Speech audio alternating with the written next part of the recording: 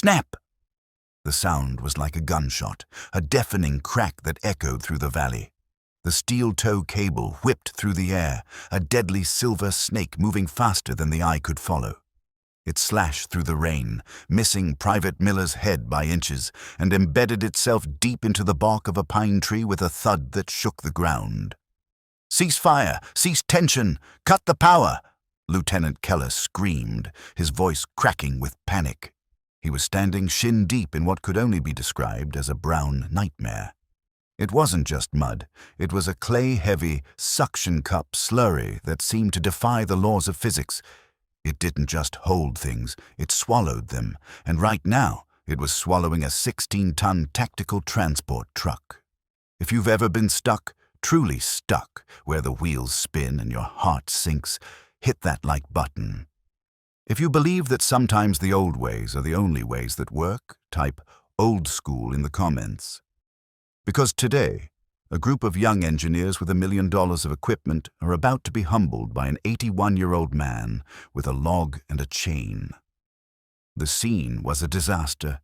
It was supposed to be a routine supply run through the training grounds, but a flash storm had turned the firebreak road into a swamp.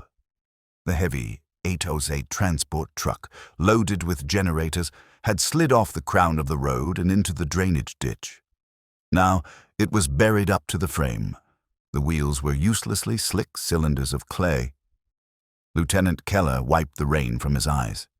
He was 24, fresh out of OCS, officer candidate school, and he had a degree in mechanical engineering.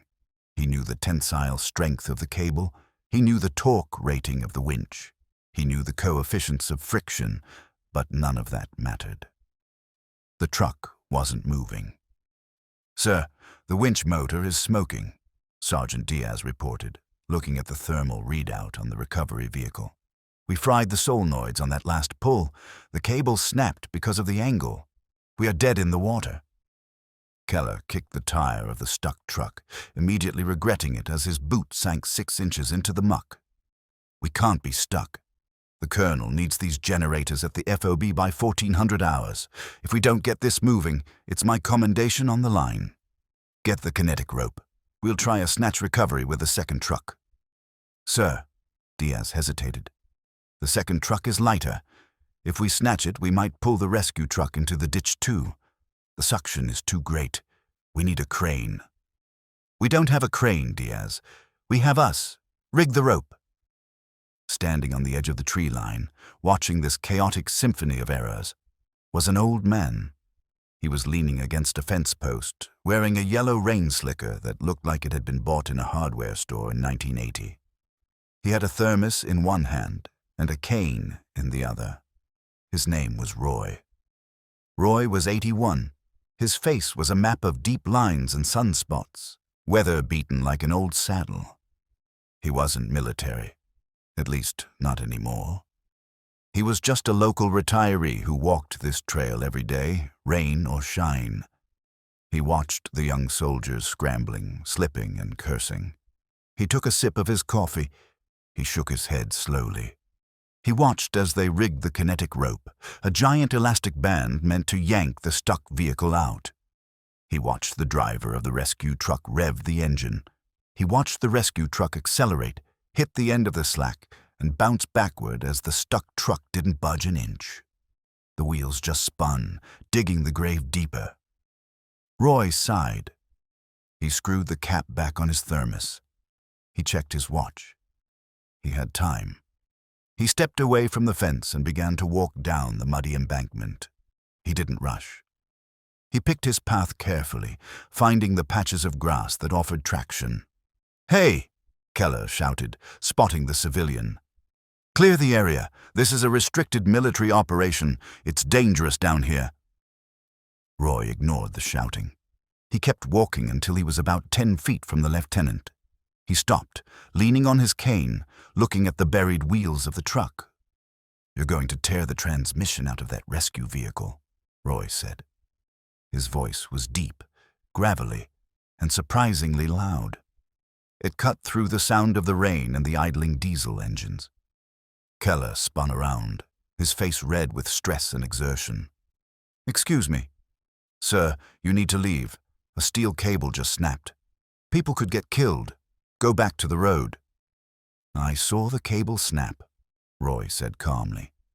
That's because you were pulling against the suction. You can't pull a dead weight out of a vacuum. You have to lift it. Keller blinked. He was soaking wet, covered in mud, and being lectured by a geriatric in a yellow raincoat. I have a degree in engineering, sir. I understand the physics. The friction coefficient is too high. We need more horsepower. Now please step back. Roy chuckled. It was a dry, rasping sound. Horsepower ain't your problem, son. Traction is. And right now, your wheels are just icing a cake. You keep spinning them, you're just polishing the mud. I don't have time for this, Keller snapped. He turned back to Diaz. Rig the snatch block. We'll double the line pull. It won't work, Roy said. You're belly hung. The differentials are dragging. You pull it forward, you're just plowing earth. You need to make the truck climb. Keller threw his hands up. Climb? Climb what? Air. There's nothing under the tires. Roy pointed his cane toward the woods. I see a pile of windfall timber over there. Pine logs. Maybe 8 inches thick. Then he pointed to the chain rack on the back of the truck. And I see you got heavy-duty transport chains. So? Keller asked. So, Roy said. Why don't you stop trying to tow it and let the truck walk itself out? The soldiers stopped. Diaz looked at Roy, then at the lieutenant. Walk it out, Diaz asked. What is he talking about? Roy stepped closer. He looked at the massive tires of the HEM-T. It's called the unditching beam, or if you knew the man who made it famous, the Patton twist. We used it in the Ardennes forest in '44. Mud deeper than this. Snow on top of it. No tow trucks. Just Sherman tanks and deuce-and-a-halves. Keller crossed his arms. This is a modern tactical vehicle, not a Sherman tank. The wheel wells are tight. The torque specs. The physics haven't changed since 1944, Lieutenant. Roy interrupted, his voice sharpening. Gravity is still gravity. Mud is still mud. Now, do you want to stand here arguing with an old man until the colonel chews you out? Or do you want to get this truck on the road in 10 minutes? There was a silence. The rain pattered against the helmets of the soldiers. Keller looked at the hopeless situation. The winch was broken. The snatch rope failed. He was out of options. 10 minutes? Keller asked skeptically. Give or take, Roy said, depending on how fast your boys can swing a sledgehammer. Keller exhaled, a long hiss of defeat. All right, what do we do? Roy's posture shifted. He was no longer the bystander. He straightened up. He pointed the cane like a baton. You, Roy pointed to Diaz, take 2 men. Go to that wood line. I need 2 logs. Green wood if you can find it, but solid. 8 feet long, thick enough to stand on. You, he pointed to Miller, get the chains. I need 2 binders and 2 20-foot lengths. And you, he looked at Keller, get the driver in the cab. Tell him to lock the differentials, all of them, low range. The authority in Roy's voice was absolute. It wasn't the yelling of a drill sergeant. It was the calm command of a man who had solved this problem when the bullets were flying. The soldiers moved. They didn't even wait for Keller to confirm the order. They just moved. Diaz came back dragging 2 heavy pine logs, panting. Got him? Good, Roy said, wading into the mud. He didn't care about his shoes anymore. He walked right up to the rear tandem wheels. Here is the lesson. Pay attention. Roy used his cane to point. Place the log perpendicular to the tire, across the tread, right on top. They lifted the heavy log and laid it across the 2 rear tires. Now, Roy instructed. Feed the chain through the rim. Loop it around the log. Tight. Use the binder. You want that log married to the wheel. It has to become part of the tire. Keller watched, his engineering brain finally catching up. I see, he whispered. It's a paddle. It's not a paddle, Roy corrected. It's a leg. When that wheel turns, The log is going to catch the ground. Since the log can't slide, the wheel has to go up and over it. You are artificially increasing the radius of the wheel and creating a solid contact point. But the fender, Keller worried. When the log comes around, it'll hit the wheel well.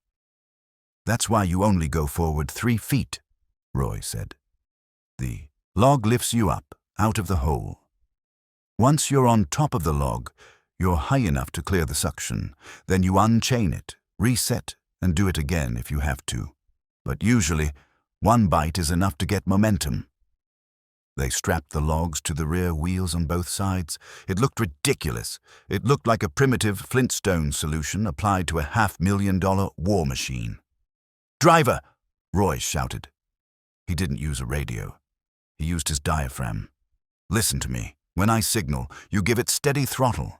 Do not floor it. If you spin, the log will tear the brake lines out. You let the torque do the work. Creep it." The driver nodded, his face pale in the side mirror. "Everyone clear," Keller ordered. "Stand back. If that chain snaps—" "It won't snap," Roy said quietly. "Not if he creeps it." Roy stood 10 feet to the side. He raised his cane. "Go!" The engine roared. The wheels began to turn. Clunk. The chain took up the slack.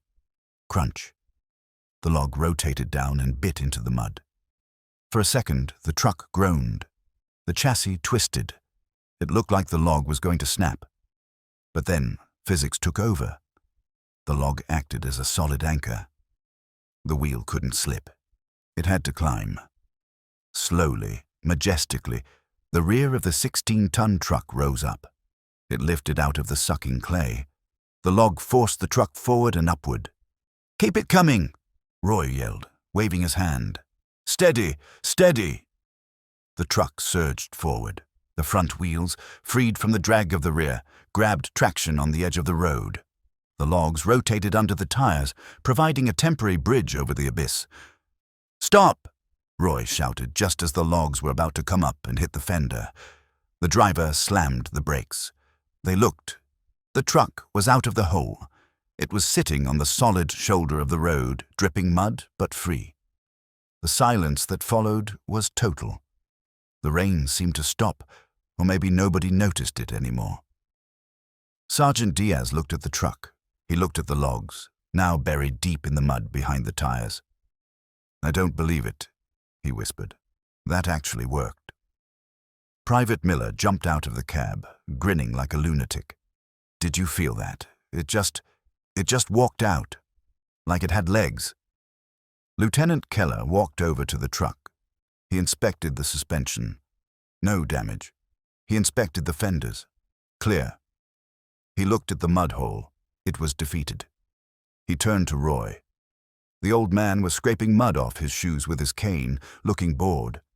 Keller walked up to him. The arrogance was gone. The engineering degree pride was gone. All that was left was humility. "Sir," Keller said, that was brilliant. I've never seen that in any manual." Roy smiled. He wiped a raindrop from his nose. "They don't put it in the manuals anymore because they assume you'll always have a recovery vehicle. But General Patton taught us that you fight with what you have, not what you wish you had." "You were with Patton?"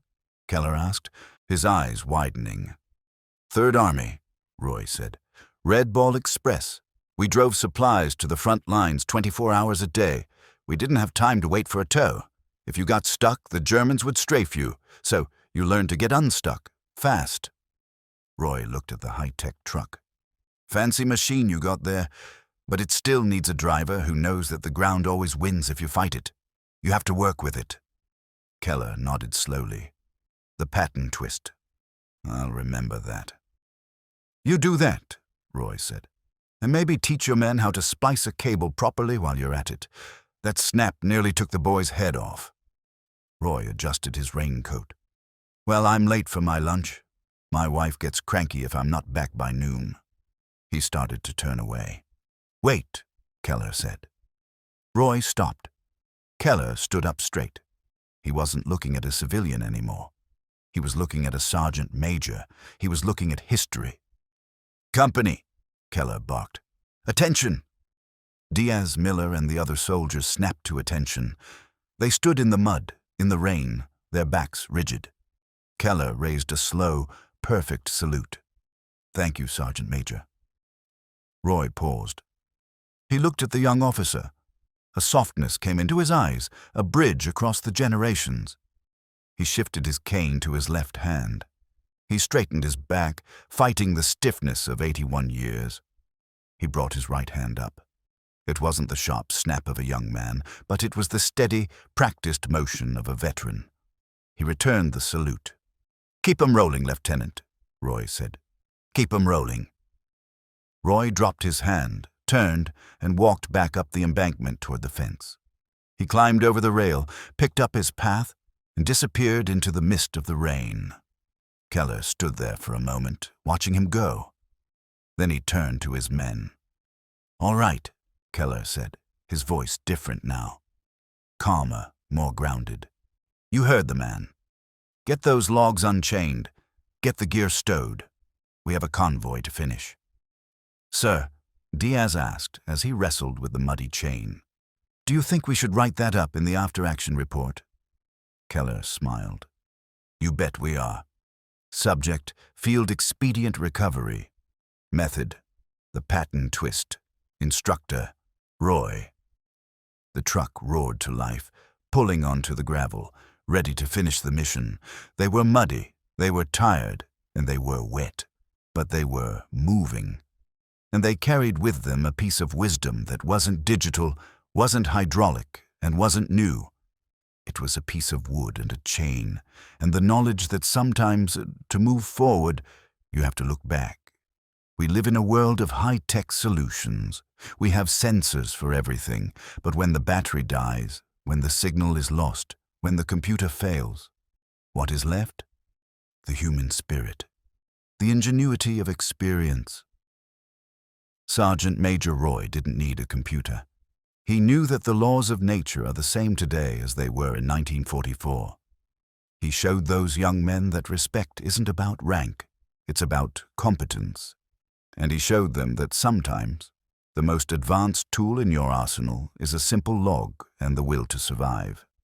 If you learned something new from this story, if you respect the ingenuity of the greatest generation, smash that subscribe button. Share this video with an engineer, a soldier, or anyone who loves a good problem-solving story. Let's keep these old tricks alive, because you never know when you might be stuck in the mud.